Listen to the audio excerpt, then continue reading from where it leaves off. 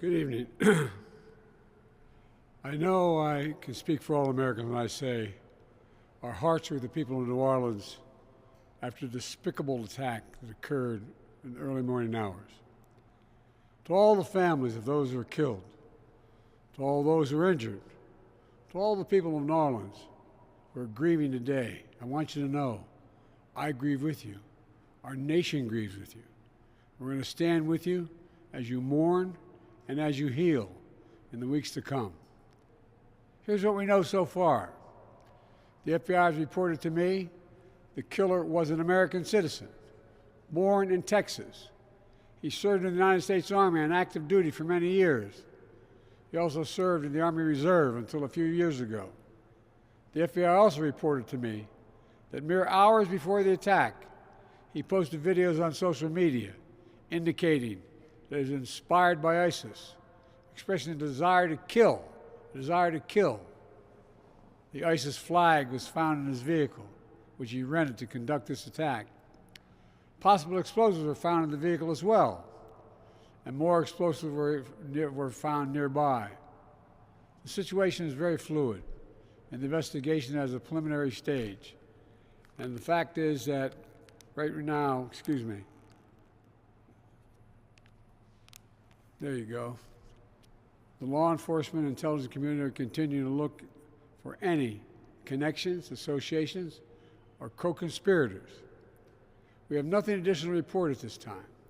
The investigation is continuing to be active, and no one should jump to conclusions. I've directed my Attorney General, the FBI Director, the Secretary of Homeland Security, the head of the National Counterterrorism Center, and the intelligence community to work on this intensively until we have a full and complete information. And once we have that information, I will share that information as soon as we can confirm it. Additionally, we're tracking the explosion of a Cybertruck outside the Trump Hotel in Las Vegas. Law enforcement and the intelligence community are investigating this as well, including whether there's any possible connection with the attack in New Orleans. Thus far, there's nothing to report on that score at this time. I directed my team to make sure every resource is made available to federal, state, and local law enforcement to complete the investigation in New Orleans quickly and to make sure there's no remaining threat to the American people. And we'll support the people of New Orleans as they begin the hard work of healing.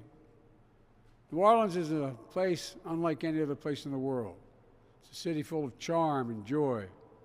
So many people around the world love New Orleans because of its history, its culture, and above all, its people.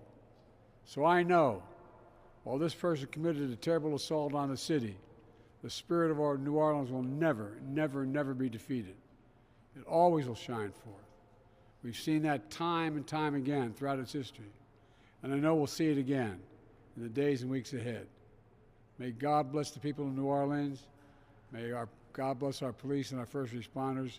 May God protect our troops, and we'll keep you fully, contemporaneously informed. Thank you.